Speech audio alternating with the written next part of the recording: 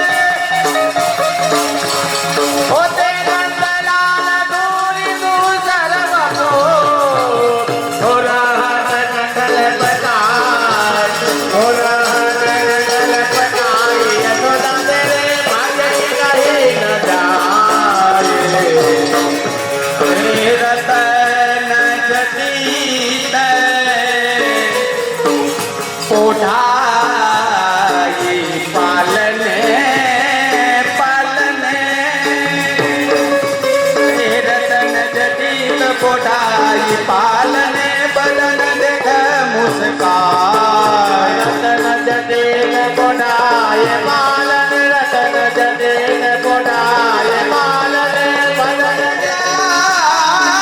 जाऊ बलिहारी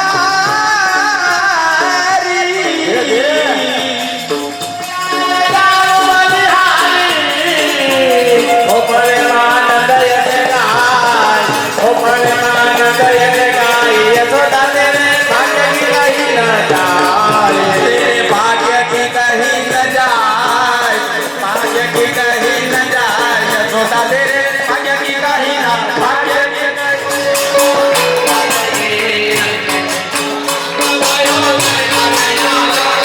ये हाथी दिए घोड़ा दिए ओढ़ दिए पाल ये हाथी दिए घोड़ा दिए ओढ़ दिए पाल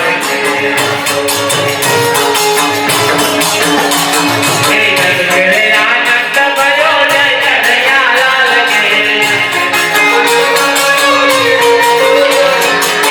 मेरे आनंद भयो जय कन्हैया लाल के तेरे आनंद भयो जय कन्हैया लाल की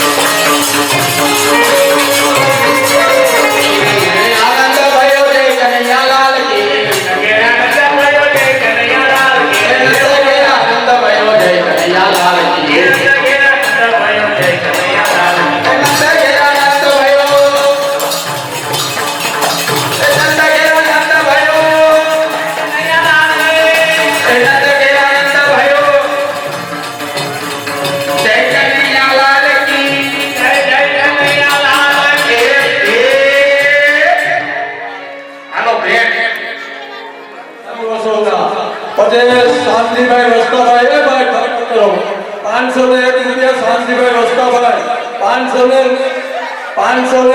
રૂપિયો ગોવિંદભાઈ ગોપાલભાઈ 500 રૂપિયા સુરત રસીલાબેન 500 રૂપિયા પછી ઓલા જમાઈલાલ અમારે નેહાબેન ભટકી ભારેના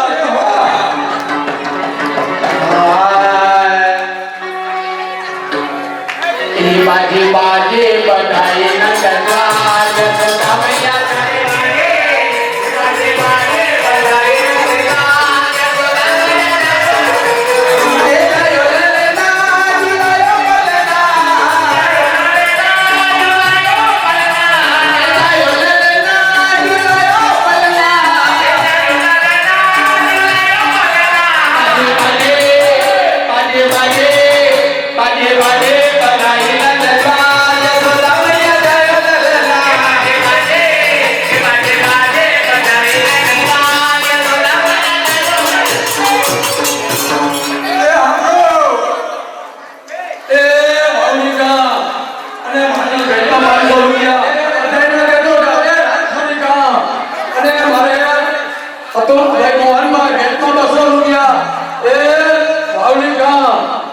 तुलसीभाई दुकानवाળો ભેટમાં 500 રૂપિયા એ દુકાન પર ગામ અને મેઘાભાઈ ભેટમાં 200 રૂપિયા એ વાવડી ગામ અને એક વાર ભેટમાં 500 રૂપિયા એ બામણ ગામ અમારો નંદો અને એના વેવાય નંદાભાઈ ભેટમાં 500 રૂપિયા એ મોહનભાઈના 200 આવી ગયા ને કાંઈ વાંધો નહીં. ટિકિટના આડોશીના ભાવનગરના અને મોતીરાવની ભેટમાં 500 રૂપિયા. એ છગનભાઈ છગનપ્રેમજી ગોવિંદભાઈના ભાઈબંધ ભેટમાં 500 રૂપિયા. એ કેવું કામ માધુપુર એ કાલાવડ ગામ અમારે જમનભાઈ માજી સરપંચ ભેટમાં 500 રૂપિયા. એ મનસુખ સામજી વાવણી ભેટમાં 500 રૂપિયા. એ ગૌરવવાસી લાલા બાપા લાલભાઈ મારે ભાઈના દીકરા ભેટમાં 500 રૂપિયા.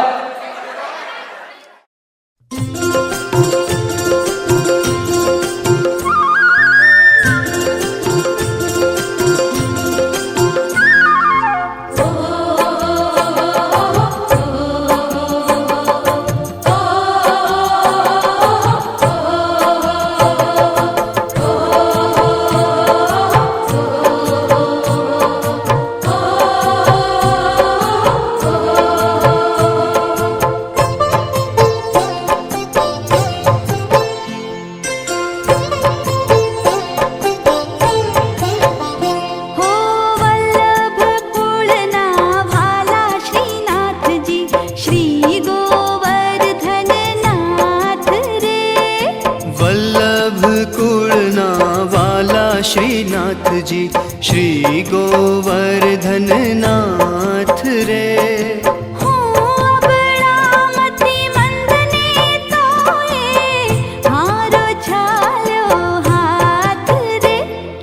वल्लभ कुलना वाला श्रीनाथ जी श्री गोवर्धन नाथ रे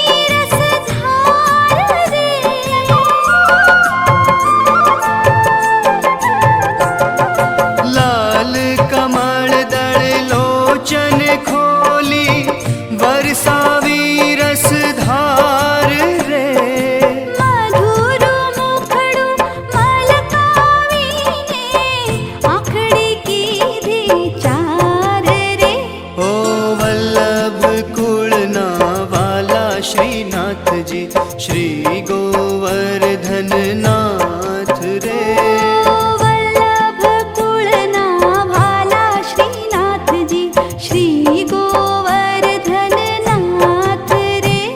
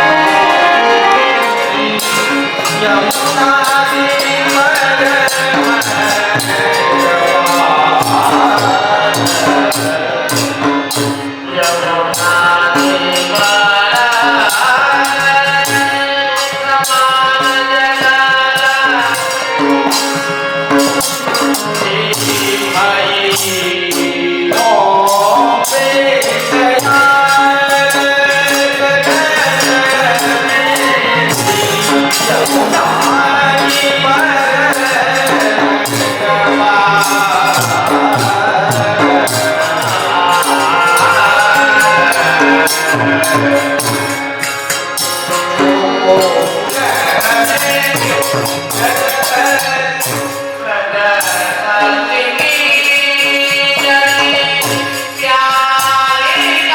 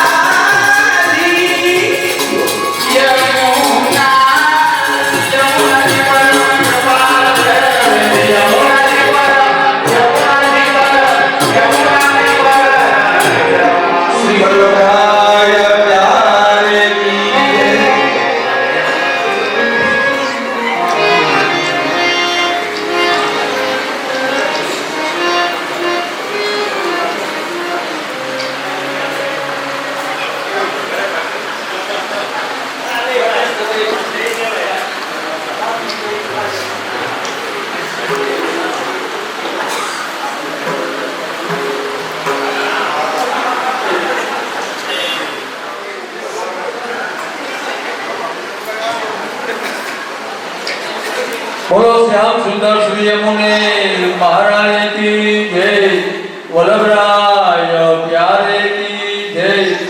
એ રાજકોટ ગામ અને આજના મનોરથિક કમાણી પરિવાર અને ઘનશ્યામ પટેલ અને દર્શનભાઈ વરરાજા 1100 રૂપિયા દઈ જમના પાન કરાવે છે. બોલો શ્યામ સુંદર શ્રી યમુને મહારાણી કી જય, વલ્લભરાય પ્યારે કી જય.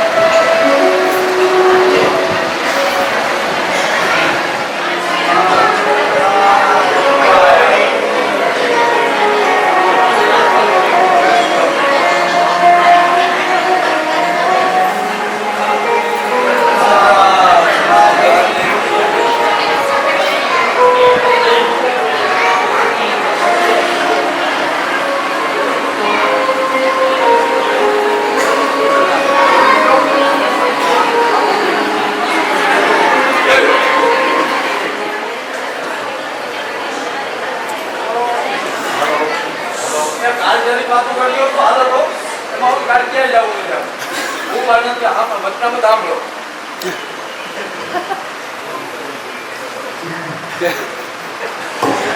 સંચિંતયે ભગવતશ્ચરણારવિંદં વಜ್રાંકુશક્રસર્વલાંఛనాઢ્યો उत्तुङ्गरक्तविलसन्नखचक्रवालज्योत्स्नाभिराधमन्तलदयान्धकार नमो नमस्ते स्त्रिशभाय सात्वतां विदूरकाष्ठाय मुहुर्योगिनां निरस्तसाम्यातिशयेन राजसा स्वधामनि ब्रह्मणि रस्यते नमः आदौ श्रीपुरुषोत्तमं पुरहरं श्रीनारदाख्यं कृष्णं व्यासगुरुं शुकं विष्णुस्वामिनं तच्छिष्यं किल देवमङ्गलमहं वन्दे महायोगिनं श्रीमद्वल्लभनामधाम च भजे स्मत्सम्प्रदायाधिपं श्रीमदाचार्यचरणं शरणं सरोदीहिनाम् अशेषदोषदानं मस्तके राजतां मम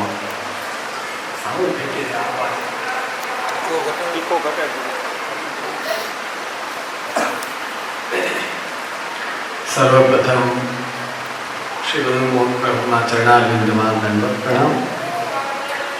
अखंड भूमंडलाचार्य जगत गुरु श्रीमद वल्लभाचार्य चरण श्री महाप्रभु जी तथा प्रभु चरण श्री कृष्णना चरणों में दंडवत।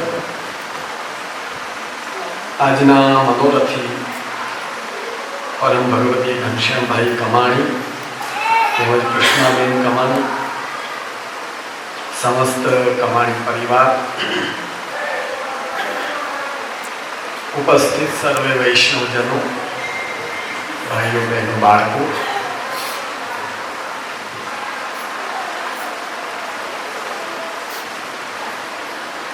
ઘણા સમય બાદ વાવડી આવવાનું થયું છે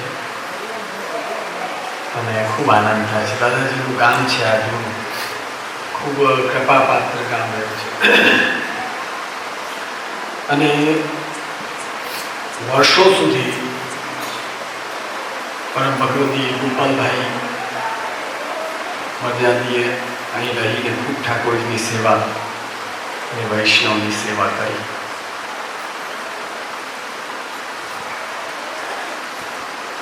આજે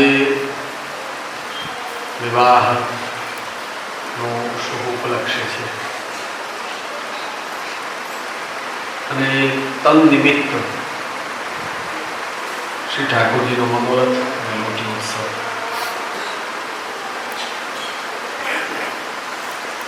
ભગવત કૃપાથી આપણા વૈષ્ણવો પહેલા કરતા ખૂબ જાગૃત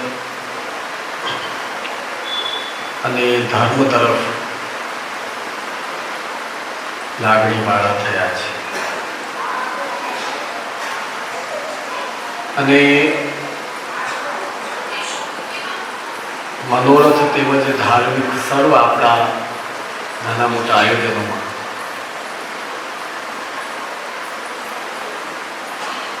જુવાન જે યુવા વર્ગ છે એ પણ ખૂબ હાજરી આપે છે।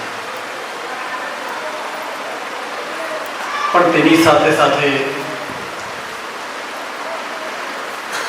જે એક આવશ્યક વિભાગ છે તે છે જ્ઞાન વિભાગ।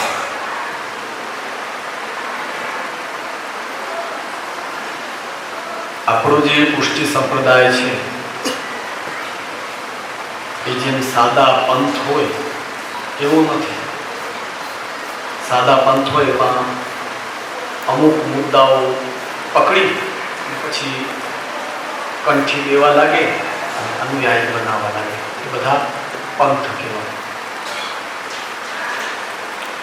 ક્યાંક ક્યાંક કીર્તનમાં પુષ્ટિ પથ પુષ્ટિ પંથ એવી રીતે રસ્તાવાચક સંજ્ઞા પુષ્ટિ માર્ગ માટે પણ ક્યાંક ક્યાંક ક્વચિત કીર્તનોમાં મળે છે।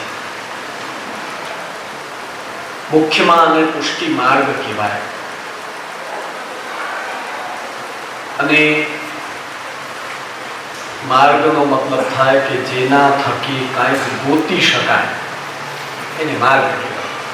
તમારે ગામડાની ભાષા માર્ગ કહીએ ને, માર્ગના ઘણા પ્રકાર હોય। એવી કેળી હોય ખાલી, પછી ગાડા માર્ગ હોય, પછી રોદાવાળો રસ્તો હોય, પછી પેવર પટ્ટી કહીએ તમારે બધા આવડે છે શબ્દો ગામના જનતા, તમારે પેવર પટ્ટી કહીએ, પછી કે હવે રોડ બન્યો થાય, પછી કે હવે બરાબર ડામરનો સારો રોડ. તો માર્ગ કેને કહેવાય? માર્ગ શબ્દની વ્યાખ્યા સંસ્કૃતમાં મૃગી અન્વેષણે, જેના થકી તમે કોકને મેળવી શકો યા કોઈ સ્થાન ઉપર પહોંચી શકો, એને માર્ગ કહેવાય. આપણા પુષ્ટિ માર્ગ એટલે કહેવાય છે કે જે માર્ગમાં પ્રવેશ કર્યા પછી, પુષ્ટિ એટલે કૃપા, ઠાકોરજીની કૃપા તમે જે માર્ગ થકી મેળવી શકો તે માર્ગને પુષ્ટિ માર્ગ. હવે એમાં પાયાનો વિભાગ જે છે એ છે જ્ઞાન વિભાગ. જ્ઞાન એટલે જ્ઞાન માર્ગનું જ્ઞાન નહીં, પણ પુષ્ટિ માર્ગમાં આપણે કઈ રીતે ચાલવું તેની જ્ઞાન. કેમ કે એ જ્ઞાન ન હોય તો તમે વ્યવસ્થિત વિધિ કરી ન શકો કોઈ પણ કાર્ય. એક એવો એક પૌરાણિક એવી એક કથા આવે છે. એક સ્ત્રીએ કોઈ પંડિતને, કોઈ ગુરુને પૂછ્યું કે મહારાજ, મારે સ્વર્ગ પ્રાપ્ત કરવું હોય તો શું કરવું? તો પતિની સેવા કરો, જે તમે જમો એને લેવડાવીને પછી લેવાનું, એની સેવામય જીવન વ્યતીત કરો, અવશ્ય સ્વર્ગ પ્રાપ્તિ થાય. તો આણે તો વ્રત ધારણ કર્યું પત્નીએ, મારે આની સેવા કરવી છે. પોતે 4 વાગે જાગે તો ઓલાને જગાડે, પોતે ચા પીવાની હોય પેલા એના એક ઘૂંટડો એને લેવડાવે. 3 દી આ સેવા ચાલી ને એટલે ચોથે દી આફરો, ઓલા પતિને આફરો આવવા લાગ્યો. એને કહું કે ભાઈ આ તને આવી ક્રૂરતા વાળી સેવા શું કામ મારે ઉપર આટલો અત્યાચાર? સવારના 4 વાગ્યાનું નાનું મોટું કર્યું હતું, પણ બોલાવો પતિને લે અમે લ્યો પેલા મારે સેવા કરવી. હજુ તો સમજો વાત. પુષ્ટિ માર્ગમાં સેવાનો અર્થ શું થાય? સેવ્ય સુખ જનિકા સેવા. પુષ્ટિ માર્ગમાં અન્ય જગ્યાએ પણ સેવા શબ્દનો ઉપયોગ અન્ય મર્યાદા માર્ગમાં પણ છે. મર્યાદા માર્ગી કોઈ ભક્ત પાસે તમે જાઓ વૃંદાવનમાં તો તરત કહેશે કે મેં अपने ठाकुर जी की सेवा कर रहा हूं. સેવાનો મૂળ અર્થ આપણા આચાર્યચરણ બતાવે છે કે સેવા ક્યારે કહેવાય? જ્યારે સેવ્ય સુખ જનિકા, આપણે જેની સેવા કરી રહ્યા છીએ એને આપણી સેવા થકી સુખ થાય તો સમજો કે સેવા છે. સુખ જ ન મળે તો સેવા શેની ભાઈ? ઘણા છોકરાઓ બિચારા ભાવવાળા હોય તો બાપુજીના પગ દબાવે, એટલા ભયંકર દબાવી દે એક ન દુખતા હોય તો દુખવા લાગે બિચારા કે દીકરા તું પગ દબાવે છે કે પગ દુખાડે છે. તો પગ દબાવવાની ચરણ સેવાની વિધિ એક સરખી છે, પણ એના કરવાના પ્રકારનું જ્ઞાન ન હોય તો પરિણામ શું આવે કે પગ મટવાને બદલે દુખવા લાગે. તો સેવાનો અર્થ થાય સેવ્ય સુખજનિકા સેવા. આપણા સેવીને જેના થકી સુખ થાય એ સેવા. હવે સુખની જાણકારી તો હોવી જોઈએ, નકર ઓલી સ્ત્રી જેવું થાય કે સેવાથી પતિ જ બિચારો હેરાન થઈ જાય કે આ સેવા લેવા. એ જાણકારી એ આપણને આપણા વડીલ વૈષ્ણવ એટલે કે જૂના વૈષ્ણવ 84 વૈષ્ણવ 952 ભગવદી અને શ્રી મહાપ્રભુજીના લખેલા ગ્રંથો દ્વારા, શિક્ષા પત્ર દ્વારા આપણને એ સેવ્યનો સુખ કેમાં છે ને કઈ રીતે છે એની જાણકારી. આજની સ્થિતિ એવી છે, ઘણો બહોળો યુવા વર્ગ પ્રભુ કૃપાથી પુષ્ટિ માર્ગમાં દિલચસ્પી લેવા લાગ્યો છે. એને આનંદ આવે છે. જો છોકરાઓ તો પૂછશો કે તો મનોરથમાં કેમ આવો છો, કેમ પ્રસાદ લો છો, મજા આવે, આપણને આનંદ આવે. ઓલો ધંધા વેપારમાં આમ તંગ આવી ગયા હોય ને, બે રાસ લઈએ ને એટલે ટેસ્ટમાં આવી જાય. તો મુદ્દો સમજો કે આ કોઈ માથું ઉતારવાની ગોળી નથી કે તમે ગોળી ખાધીને માથું ઉતરી ગયું, એમ નથી. આ આપણી સાધના છે. જેમ તમે આ ઓલામાં હોસ્ટેલમાં એમાં રહી રહીને તપસ્યા કરો ને બીગડી ગયું, કેટલી તપસ્યા કરવી પડે. વ્યવસ્થિત પરિવારને છોડો, હોસ્ટેલમાં ભોજનનું સુખ ન હોય, ત્યાં વ્યવસ્થા બરાબર ન હોય. ઘણા છોકરાઓ બિચારા તકલીફ હોય, ખાવાનું નથી બરાબર, ભણવામાં મન ન લાગે. આના કારણે તપસ્યા કરવી પડે છે. કાંઈક ખોઈએ, તપસ્યા કરીએ ત્યારે ડિગ્રી પ્રાપ્ત થાય. વિચાર કરો કે લૌકિક વસ્તુઓ પણ મહેનત તપસ્યા વિના પ્રાપ્ત થતી નથી. તો અલૌકિક એવા પુષ્ટિ પ્રભુ એમને પ્રાપ્ત કરવા હોય તો કાંઈક તો તપ કરવું પડે, કાંઈક તો જ્ઞાન મેળવવું પડે અને કાંઈક તો આગળ વધવું તો તમે એમને મેળવી શકો. આચાર્ય શ્રી મહાપ્રભુજી સ્પષ્ટ આજ્ઞા કરે છે, લૌકિક પ્રભુવત કૃષ્ણો મનુતે નૈવ લૌકિકમ. આ પુષ્ટિ પ્રભુ સામે બિરાજે છે, ભલે બોલતા નથી, મૂર્તિ સ્વરૂપે છે, પણ આ કોઈ લૌકિક સ્વામી નથી. આ અલૌકિક સ્વામી છે. લૌકિક સ્વામીની કમી શું હોય ખબર છે? એ સેવકના મનની વાત ન જાણી શકે અને એના વિરુદ્ધ પણ ઓર્ડર કરે. પણ આપણા પ્રભુ અલૌકિક પ્રભુ છે. એની નિશાની એ કે આપ જીવાત્માના હૃદયની વાતને પણ જાણે છે. તો લૌકિક પ્રભુવત કૃષ્ણો મનુતે, જીવને કહે છે તું શું આ પ્રભુને લૌકિક માને છે? નૈવ લૌકિકમ. આ લૌકિક પ્રભુ નથી, લૌકિક સ્વામી નથી, અલૌકિક સ્વામી છે. આપણા માટે શું જરૂરી છે, શું નથી, બધું સમજે છે પ્રભુ. તો હમણાંના સમયમાં આપણા યુવા વર્ગ સુધી પુષ્ટિ માર્ગીય જ્ઞાન પહોંચવું અત્યંત જરૂરી છે. અને એના 3 વિભાગ છે. એક માર્ગના વ્યવહાર, જેમ વૈષ્ણવ આવે અમને આવીને બાબા જય શ્રી કૃષ્ણ, એટલે જાણકાર વૈષ્ણવ બેઠા હોય બધા ઇંગ્લિશમાં જઈને શેમ શેમ શેમ શેમ કરે ને, શેમ શેમ એમ બધા અરે ન કહેવાય, ન કહેવાય, ન કહેવાય. ઓલાને પેલો મુદ્દો એ આવે કે વૈષ્ણવ થઈને જય શ્રી કૃષ્ણ નહીં બોલવાનું, બોલું આ જ્ઞાન મળે. આ માર્ગીય વ્યવહાર કહેવાય. ઠાકોરજી સામે પીઠ કરીને ન બેસાય, આ માર્ગીય વ્યવહાર કહેવાય. આ બધો એક જ્ઞાનનો વિભાગ છે. આ પેલા શીખવું પડે, પછી એનાથી ઉપર પ્રભુની સેવા પધરાવો તો શું શું ધ્યાન રાખવાનું એ, અને પછી એનો ભાવ વિભાગ એ આપણા પુસ્તકોમાં જે આપણા પૂર્વના આચાર્યો ભગવદીઓ લખ્યા હોય એ બધા જાણે. આમાં બધું ભેગું થાય ને ત્યારે પુષ્ટિ માર્ગની દ્રષ્ટિએ એક વૈષ્ણવ વ્યવસ્થિત જાણકાર વૈષ્ણવ બને. હમણાંની સ્થિતિમાં હમણાં ઓલો સર્ચ કરવા બેસો ને 80% એમ ને એમ સંઘમાં જોડાઈ ગયેલા છે. બોલો 80%. બસ એને પૂછો શું છે તમને, ભાઈ અમે વૈષ્ણવ છીએ એનો અમને ગર્વ છે, અમને રાસ કીર્તન આ બધું બહુ આનંદ આવે, ગમે. બીજી કઈ જાણકારી એ અમને ખબર ન પડે, બાવલ તરત આ જવાબ. તો આવશ્યક છે જ્ઞાન વિભાગનો વધારો થાય.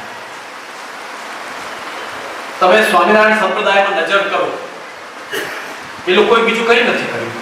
કોઈ મોટો પહાડ તોડીને લઈ આવ્યા કે એવું કંઈ નથી કર્યું. એ લોકોએ સમાજની એક દુખતી નસ પકડી. સમાજની દુખતી નસ શું છે? ભણતર, એજ્યુકેશન.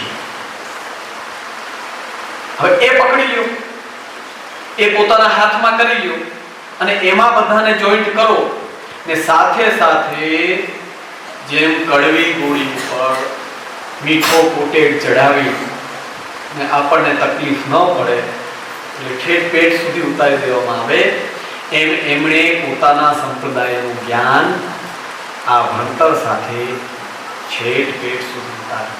આ એમનું વૈશિષ્ટ્ય. હું કઈ બુરાઈ નથી કરી રહ્યું, વખાણ કરી રહ્યું છું. કોઈ બુરાઈ નહીં સમજતા, સારું કામ કર્યું છે, ગલત થોડું છે. આપણા એમાં સમસ્યા શું છે? શૈક્ષણિક સંકુલો નહીવત, બિલકુલ નહીવત છે પુષ્ટિ માર્ગ. શ્રી નાથ દ્વારા 7 ગાદી કે અન્યત્ર આપણું એટલે હું ન કહી શકું કે અમે એક એજ્યુકેશનનો વિભાગ એક સ્થાપેલો છે અને ભલે સૂક્ષ્મ પણ એમાં પુષ્ટિ માર્ગી પાઠ આદિ એટલું તો થાય છે. વડોદરામાં પણ 1-2 જગ્યાએ આપણા માર્ગી સ્કૂલો છે, સુરત કદાચ હશે, મને ધ્યાનમાં નથી. તો આવશ્યક છે જ્ઞાન વિભાગને જો પકડવામાં આવે તો આપણો જે યુવા વર્ગ આજે મર્યાદિત થવા કે સેવા કરવા કે કીર્તનમાં થોડા ઘણા હોય છે, કેમ કે એમાં ક્યાંય બીજું કાંઈ ચિંતા જેવું નહીં. સીધા પ્લેનમાંથી ઉતરીને આવો, કીર્તન કરીને પાછા રવાના. કાંઈ બીજી બોલો અપરસ હમણાં અપરસ કરો, આ બધાને હમણાં ઓછા થઈ જાય, ઓછા આવે અપરસ કરવાનું કેવું બધા.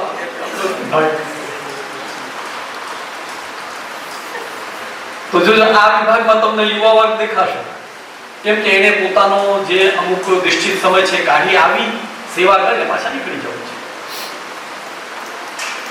પણ કાયમી ઠાકોરજી પાછળ માને પૂછો, આ બહેનો બેઠા છે ને એને બધાને ખબર હોય કે 1 થી 5 વર્ષનો બાળક કરો એમાં કેટલો ભોગ દેવો પડે, કેટલો સમય વિતાવવો પડે, ત્યારે જઈને મોટો થાય, સમજદાર થાય, સજાગ થાય.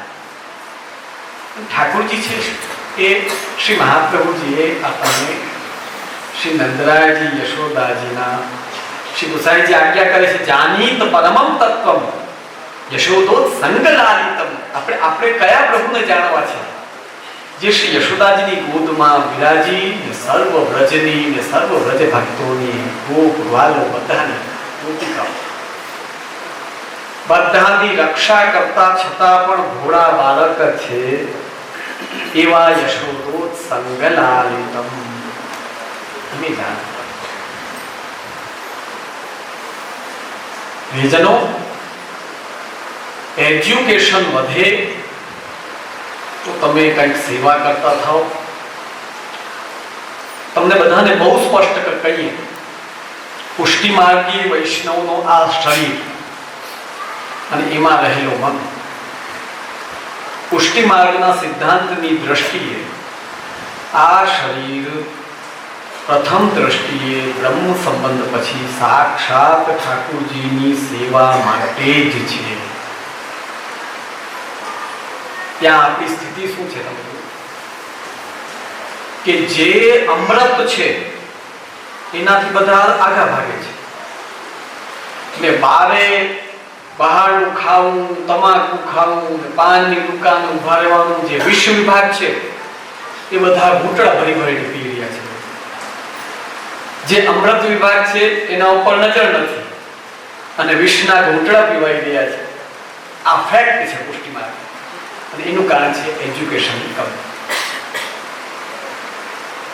જો એજ્યુકેશન વિભાગ આપણો વધી જાય તો સ્પષ્ટ છે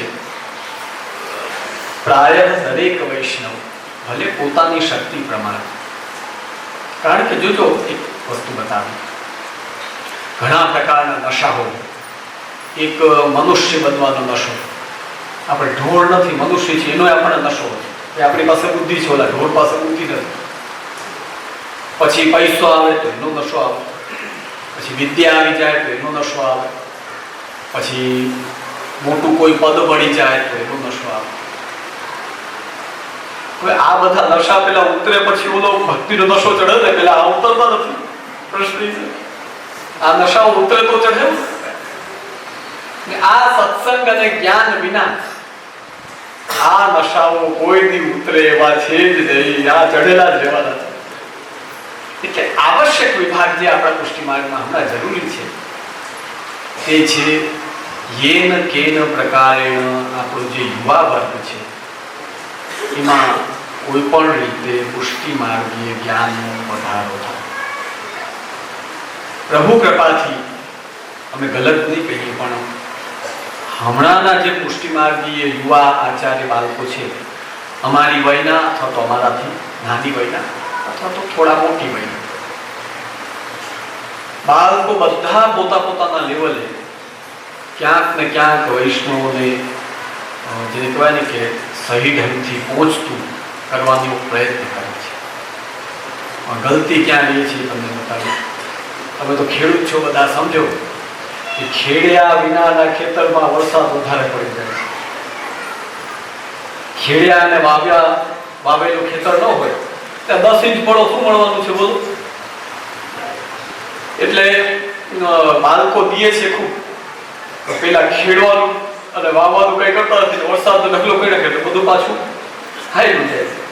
હમણાં સ્થિતિ આ છે.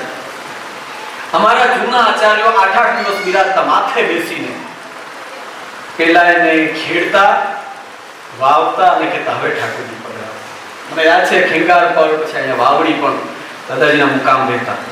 હવે એ સમયે છે ને આટલી બધી દોડતી જિંદગી તમારી નથી ને અમારી નથી. હવે તમે પણ 2 કલાકમાં પાછા જામનગર ચાલે જઈએ. અમે અહીંથી બહાર નીકળ્યા એટલે તમે સીધા હીરો હોન્ડાની સીધી કિક મારો રાજકોટથી. આ સ્થિતિ છે. એ સમયમાં શ્રી મહાપ્રભુજીના પ્રસંગોમાં પણ આવે છે સો 3 दिन विराजे वा वैष्णव के घर 3 दिना रही सर्व मार्ग की रीति सिखाए फिर आगे पधारे. तो એ વખત ફેસ ટુ ફેસ બેસીને એજ્યુકેશન દેવાતું. હવે તમને સમય નથી, અમને સમય નથી, કોણ એજ્યુકેશન લે ને કોણ દે, બોલો આ હાલત થઈ ગઈ. પણ જરૂરી આ છે સિંચન થાય, જ્ઞાન મળે. જોજો જ્યારે જાણીને કંઈ પણ કરશો તો એટલો આનંદ આવે આપણને. અમે પણ જેમ જેમ કાકાજી પાસે અમારી વય પ્રમાણે મોટા થયા ને ભણવાનું ને બધું જાણકારી લીધી, એટલો આનંદ આવે. ખાલી ઠાકોરજીને એક માલા ધરાવો ને તો પણ આપણને અંદર આનંદ મળે, સંતુષ્ટિ મળે કે આજ મેં શ્રી મારા ઠાકોરની માલા તો ધરાવી ખાય. આ તો જ્ઞાન ન હોય તો તમે બધા શૃંગાર કરી લો ને તો પણ ખાલી ગોટો વાળ્યો કહેવાય, કઈ વળે નહીં. સ્થિતિ આવે. એટલે આવશ્યક શું છે કે પુષ્ટિ માર્ગી જ્ઞાન યુવા વર્ગમાં વધે અને એના માટે યુવા વર્ગે પણ તૈયાર થવાની જરૂર છે અને અમારા લોકોએ પણ એના માટે વિશેષ ભોગ દેવાની આવશ્યકતા છે. આજે જે મધ્યાહનમાં અમે બેઠા હતા ત્યારે વિઠ્ઠલભાઈ બેઠા હતા ત્યારે વાત થઈ. બિચારા મરજાદી વૈષ્ણવ બહુ થાકી ગયા. એક ના એક બધે દોડતા હોય. ગણેલા 25-30 મરજાદી છે. એ પાછા બધા 60 ની ઉપરના કયા કહેવાય બધા ઇંગ્લિશમાં, હા, સિનિયર સિટીઝન બધા. હવે એ આ બધા યુવાનો તરફ એવી આશાની નજર થયો છે આમાંથી કોઈ બનશે, આમાં લાગતું નથી કોઈ બધે. એટલે થોડાક જાગૃત થાઓ, થોડો હવે સેવા વિભાગે સંભાળો. એ જરૂરી છે. કારણ કે જો આ આપણા જે ઋષિ મુનિ જેવા, હું તો જો ભલે એટલું જ્ઞાન હશે કે નહીં હોય પણ આજ ટેક લઈને લૌકિક વ્યવહાર છોડીને ઠાકોરજીમાં સ્થિત છે એનો મુનિ પણ છે. સ્વભાવ ભલે એટલો મુનિ જેવો હોય કે ન હોય પણ આ જે લૌકિકનો એક ઝટકામાં ત્યાગ કરીને ઠાકોરજી વિભાગમાં પોતાને જમાવી લેવો, આજની દ્રષ્ટિએ મુનિ પણ છે. આ મુનિઓ બધા જ્યારે ઠાકોરજી એમનો 100 વર્ષનો વય કરે પણ નહીં હોય પછી બહારના ખાવાનું વારો આવશે, નાખવાનું બહારનો કચરો અને ગાવાના પુષ્ટિ માર્ગી ગીત, બોલો મેળ બેસશે. આ હમણાં જે મેળ બેસી રહ્યો છે ને એ પેટમાં ભગવત પ્રસાદ પડે છે અને વાણીમાંથી ભગવત વાણી નીકળે છે, ભગવતીઓની વાણી નીકળે છે. એટલે બધો આનંદ છે. આ બધું તૂટશે ને તો આગળ સંભાળવું બહુ ભારી પડશે. કે અમે ખાસ યુવા વર્ગને કહીએ છીએ, ભલે મરજાત લ્યો કે ન લ્યો, પણ કમસે કમ સવારે મિશ્રી ભોગ તો ધરો, 2 મિશ્રી અટુક તો ઠાકોરજીને ધરો. આપણે કેના માટે પેદા થયા છે? આપણે ઠાકોરજીની સેવા માટે પેદા થયા છે. કે અમે શું કે ઠાકોરજીના ભગવાનના દાસ, કે દાસ તો પડ્યો પાછળ રે, કાંઈ કરતો નથી દાસ, ન ચાલે. વૈષ્ણવ કંઈક સેવા, ભગવત નામ એવું આપણા જીવનમાં હોવું જોઈએ. થોડું સત્સંગ રાખો, થોડું ભગવત નામ લ્યો, અને બની શકે તો શ્રી ઠાકોરજીની સેવા કરો. એ પુષ્ટિ માર્ગીય વૈષ્ણવનું પરમ કર્તવ્ય છે. વિશેષ વિસ્તાર ન કરતા મનોરથી પરિવારને ખૂબ હૃદયથી ખૂબ ખૂબ આશીર્વાદ, ઉપસ્થિત આનંદ વૈષ્ણવોને પણ ખૂબ આશીર્વાદ પ્રદાન કરી મારા વક્તવ્ય પૂર્ણ કરું છું. આશીર્વાદ. ધન્યવાદ.